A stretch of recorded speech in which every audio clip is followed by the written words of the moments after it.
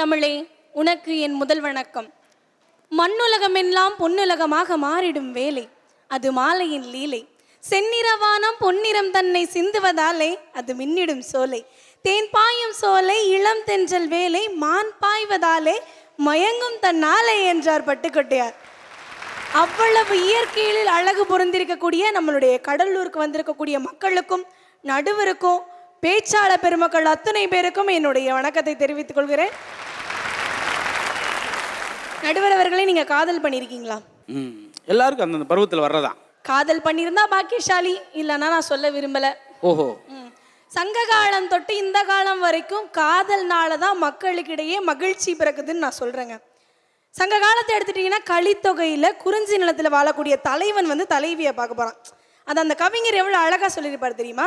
வழிபோக்கன் மாதிரி போறான், போயிட்டு தலைவியோட வீட்டிலே போயிட்டு உட்காந்துட்டு கொஞ்சம் தாகமாக இருக்க ஆண்டி, தண்ணி கொடுங்க ஆண்டி அப்படின்னு சொல்லிட்டு கேட்குறாரு. உடனே அந்த ஆண்டி என்ன பண்ணுறாங்க, போய் தண்ணியை கொடுமா அப்படின்னு சொல்லி பொண்ணு கையில் கொடுத்து அனுப்புறாங்க. அந்த பொண்ணு பார்த்தீங்கன்னா என்ன மாதிரி ரொம்ப அடக்க ஒடுக்கமான பொண்ணு போல, தலையை கீழே குனிஞ்சிட்டே வருது. வந்திருக்கிறது யாருன்னே தெரியாமல் செம்புல போய் தண்ணி கொடுக்குது. நம்ம ஆள் என்ன பண்ணியிருக்கிறான், இதான் சாக்குன்னு செம்போட சேர்த்து கையும் பிடிச்சிட்டான். புள்ள கத்திருச்சு. அம்மா ஓடி வந்து கேட்குறான், ஐயோ என்னடி ஆச்சு, ஏண்டி கத்துன அப்படின்னு சொல்லிட்டு. ஐயோ நம்ம ஆளை கோர்த்து விட்டுறக்கூடாதுன்னு சொல்லிட்டு அப்போ அந்த புள்ள சொல்லுது. அதை கவிஞர் அழகா சொல்லியிருப்பாரு.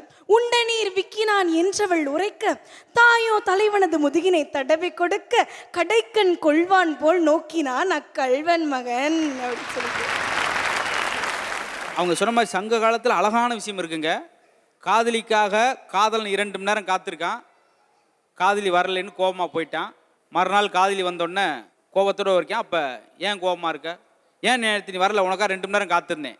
அதுக்கு காதலி சொல்கிறது, வந்ததால் வரவில்லை, வராமல் இருந்தால் வந்திருப்பேன். வெட்டியதால் விழவில்லை, வெட்டாமல் இருந்தால் விழுந்திருப்பேன். செத்ததால் சாகவில்லை, சாகாமல் தான் செத்திருப்பேன். அவன் நுரத்தல் ஆரம்பிச்சிட்டான். என்ன ஒரே நாளில் லூஸ் ஆகிட்டா, என்ன ஒன்றுமே புரியலையே. நேற்று உங்களை பார்க்கலான்னு வந்தேன், வரும்போது எங்கள் அப்பா வந்துட்டார். வந்ததால் வரவில்லை, வராமல் இருந்தால் வந்திருப்பேன். சரி, அதை நான் வெட்டியதால் விழவில்லை, நேற்று வரும்போது மழை, ஒரு மின்னல் வெட்டுச்சு, அடுத்த கால் எடுத்து வச்சிருந்தேன்னா பெரிய பள்ளத்தில் விழுந்திருப்பேன். வெட்டியதால் அந்த பள்ளத்தை பார்த்துட்டு மின்னல் விழவில்லை, வெட்டாமல் இருந்தால் விழுந்திருப்பேன். சரி, அப்புறம் நான் செத்ததால் சாகல். திரும்பி வர்றப்ப அந்த மலையில் ஒரு பாம்பு ஒன்று செத்து கிடச்சி, மிதிச்சிட்டேன், பார்த்தா செத்துருந்துச்சு. செத்ததால் சாகவில்லை, சாகாமல் இருந்தால் செத்திருப்பேன். இதுதான் பார்த்தீங்களா அந்த காலத்தில் எப்படி இருக்கு. அதை எவ்வளோ அழகாக சொல்கிறாங்க பாருங்க. குடிச்ச தண்ணியை விக்கிட்டாமா அப்படின்னு அந்த பொண்ணு சொன்ன உடனே, ஐயோ தம்பி விக்கிட்டீங்களான்னு சொல்லிட்டு மாமியாரே முதுக தடவி கொடுக்குறாங்க. அப்படியே நம்ம ஹீரோயினை சைடுக்கெல்லாம் பார்க்குறாரு. அந்த பார்க்குறது அந்த பொண்ணு எப்படி தெரியுமா சொல்லுது, கடைக்கண் கொள்வான் போல் நோக்கினா நான் கல்வன் மகனோன்னு. என்ன பார்வடா உனக்கு, என்ன பார்வடா, ஒரு பார்வையே என்னை வெட்டி கொள்ளுதுடா அப்படின்றா. ஒரு பார்வையிலே இவ்வளோ அழகா காதலை சொல்ல முடியும்னா அந்த காதல் மகிழ்ச்சியை தானே கொடுக்குது. அதனால தான் நான் சொல்றேன், மகிழ்ச்சியான வாழ்விற்கு காரணம் இந்த காதல் தான் சொல்லிட்டு. சங்க காலம் இருக்கட்டும், எங்க அப்பா அம்மா கூட காதல் திருமணம் பண்ணவங்க தான். என்னப்பா பரம்பரை இந்த வேலைத்தையும் செய்றீங்களா பாருங்க, அது ஒரு கொள்கையாவே வராங்க. எங்க அப்பாவுக்கும் அம்மாவுக்கும் பயங்கரமான சண்டை போட்டு அப்பா வெளில போயிட்டு வரும்பொழுது ஒரு 2 பரோட்டா ஒரு ஆம்லேட்டோட வந்தாரு. எங்க அம்மாவுக்கு சம்மக்கம், யோ உன்ட்ட வாங்கிட்டு வர வேண்டான்னு தானே சொன்னேன், எதுக்கு வாங்கிட்டு வந்த அப்படின்னு சொல்லி கேட்டாங்க. எங்கள் அப்பா ஒரே ஒரு வார்த்தை தான் சொன்னார், என்னடி நீ காதல்ல வேணான்னா வேணும்னு அர்த்தம், வேணும்னா வேண்டான்னு அர்த்தம்டி அப்படின்னு. அடுத்ததாக பார்த்தீங்கன்னா இந்த காலத்தில் எங்கள் அண்ணன் அண்ணியும் லவ் மேரேஜ். பரம்பரை வரம்பே அந்த தொழில் செஞ்சுக்கிட்டு இருக்கீங்க. காதலை வளர்க்குறோம் நடுவரவர்களே, அதுதான் இவ்வளோ வளர்த்துறாங்க. இப்படி சின்ன சின்ன குறும்புகளால் மகிழ்ச்சியை தரக்கூடியதுதான் காதல். அப்படிப்பட்ட காதல் தான் மகிழ்ச்சியான வாழ்வுக்கு பலமா இருக்குன்னு நான் சொல்றேன். ஒன்றும் இல்லை, என் ஃப்ரெண்டோட லவ்வரும் கோயிலுக்கு போனாங்க. கோயிலில் போயிட்டு ஒரு பூக்காரமா வந்து, தம்பி பூ வாங்கி சாமிக்கு போடுப்பா, பூ வாங்கி சாமிக்கு கொடுப்பானா. அந்த பையன் படக்குன்னு பூவை வாங்கி புள்ள தலையில வச்சுட்டு சொன்னான், பாட்டிமா என் சாமிக்கு பூவை வாங்கி போட்டுட்டேன், ஓகேவா அப்படின்னா. முடிஞ்சிருச்சு. பாட்டிமாவும் ஹாப்பி, பாப்பாவும் ஹாப்பி, ஆல் ஃபேமிலியும் ஹாப்பி. ஆக அதிகமாக சந்தோஷமாக இருக்கிறதுக்கு அதிகமான பணம் தேவையில்ல. உங்கள் நண்பர்கள் மாதிரி அதிக ட்ரீட்டெல்லாம் கேட்க மாட்டாங்க அந்த காதலர்கள். ஒரு முளை மல்லிப்பூ போதுன்னு நல்லா தெரிஞ்சுக்கோங்க. அதெல்லாம் அதே காதலன் அடுத்த நாள் என்ன பண்ணானோ ஒரு ஸ்டேட்டஸ் வச்சான் அவள் லவ்வருக்காக. அழகான ஸ்டேட்டஸ், நாட்குறிப்பில் 100 தடவை உந்தன் பெயரை எழுதும் என் பேனா, எழுதியதும் இரும்பு மொய்க்கும் பெயருமான நல்ல பேனா அப்படின்னு. அந்த பிள்ளை கண்ணிலெல்லாம் தண்ணி வந்துருச்சு. பேரு சுலோச்சனா, வாயில சொல்றதே கஷ்டம். இந்த பிள்ளை பதில் ஸ்டேட்டஸ் போட்டுச்சு, நடுவரவர்களே கருவை காட்டு கருவாயா, கூட காலமெல்லாம் வருவாயா அப்படின்னு சொல்லி ஸ்டேட்டஸ் போட்டுச்சு. எப்படியெல்லாம் செஞ்சு சந்தோஷமா வாழ்ந்துகிட்டு இருக்கிறவங்க தாங்க இந்த காதலர்கள். இங்கே 8 மாதம் ஆகி 9 மாதம் ஆகி லவ் செட் ஆகாத 2 வரி கவிதையில் முடிச்சிடாங்க. இன்னொருத்தன் டீ கடைக்காரிக்கு லவ் லெட்டர் எழுதுறாங்க. அந்த பிள்ளைக்கு ஏற்ற மாதிரியே பாலாடை போல மேலாடை போட்ட பாலம்மாவுக்கு எப்படி போறேன் பாருங்க. பால் முருகன் எழுதுவது இங்கேயும் பால் அங்கேயும் பால். நான் உன்னை ஸ்ட்ராங்காக லவ் பண்றேன், அதை நீ லைட்டாக எடுத்துக்கிறாத. பார்த்தீங்களா, அப்படியே 3 நல்ல செட் ஆயிடுச்சே.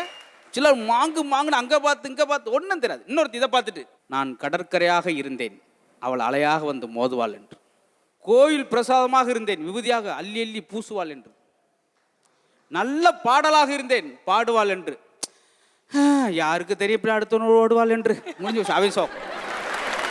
நடுவர் அவர்களே, இந்த பசங்கள்லாம் சைட் அடிக்கும் போது அந்த சைட் அடிக்கிற பொண்ணுங்களோட அப்பா கொடுக்குற பேர்லாம் பார்த்தீங்கன்னா பயங்கரமா இருக்கும்.